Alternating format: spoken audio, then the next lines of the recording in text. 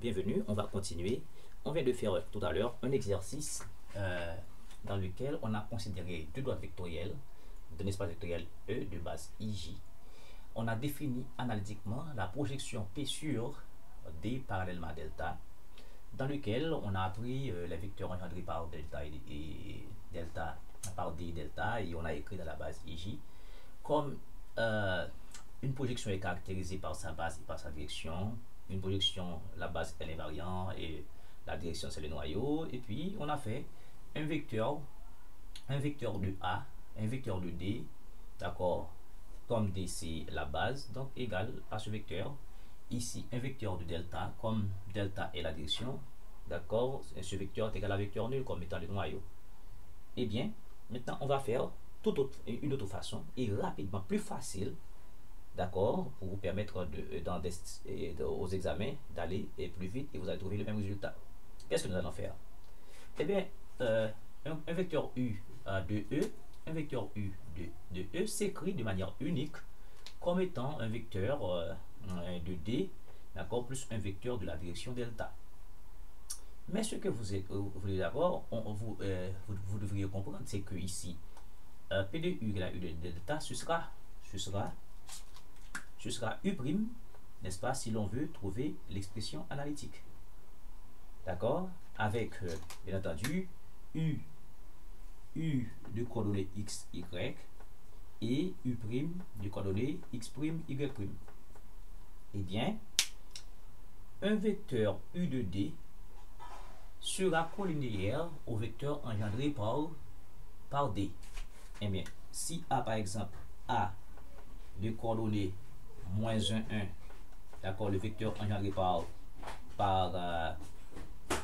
D, d'accord, maintenant, c'est-à-dire ce U de D là, n'est-ce pas, ce sera collinéaire à ce vecteur A, n'est-ce pas, qui est un vecteur de D, la base. Maintenant, un vecteur B de la direction, d'accord, moins BA, moins 1, 2, d'accord. Maintenant, ce qu'il faut comprendre, on va garder ce vecteur-là temporairement. Peut-être on va plus l'utiliser, mais vous allez suivre. Le seul problème qu'on a pour trouver l'expression analytique, puisque P de U égale à U' égale à U de D, U de D égale à alpha A, et on connaît A. Maintenant, le problème se trouve ici, dans alpha, il faut trouver alpha. C'est le seul problème qu'on a là. Maintenant, déterminons alpha. Déterminons alpha. Eh bien, comme tout à l'heure, on a dit, tout vecteur U de E, projection sur D parallèlement à delta, sera la somme de 2. Eh bien, vous êtes d'accord que U, ce vecteur U, sera égal à U de D plus U, je dirais, U de D qui est quoi? Alpha A plus U de delta. Donc maintenant, on peut déterminer alpha. Maintenant, U de delta sera U moins alpha A. Donc, U de delta, ok, sera U, c'est quoi? C'est XY moins alpha A. Alpha A, c'est quoi? A, c'est quoi? A, c'est moins 1, 1. Moins 1, 1. Donc, tout ceci nous permet d'écrire X plus alpha, moins par moins plus, et puis Y moins alpha. Donc, maintenant, on a U de D. Mais U de D, c'est quoi? C'est un vecteur de la direction. Donc, ça permettra de trouver alpha. U de D, d'accord? Alors, U de delta, bien entendu, U de delta appartient à delta, la direction. Donc, cela veut dire, on va remplacer tout simplement X par X plus alpha, Y par y moins alpha. Donc ça fait automatiquement 2 fois x plus alpha, d'accord, plus y qui est y moins alpha égale à 0. Donc ça fait 2x plus 2 alpha plus y moins alpha égale à 0. Donc alpha, ça va faire 2 alpha moins alpha, ça va faire alpha. Donc alpha sera moins 2x moins y. Est-ce que vous comprenez? Maintenant, on trouve alpha. Et si on trouve alpha, on va revenir ici. On va revenir ici parce que P de U, c'est égal à U de D égale à alpha A. Eh bien, P de U égale à U prime, facile. Et bien maintenant, on a P de U. On a P de U. D'accord?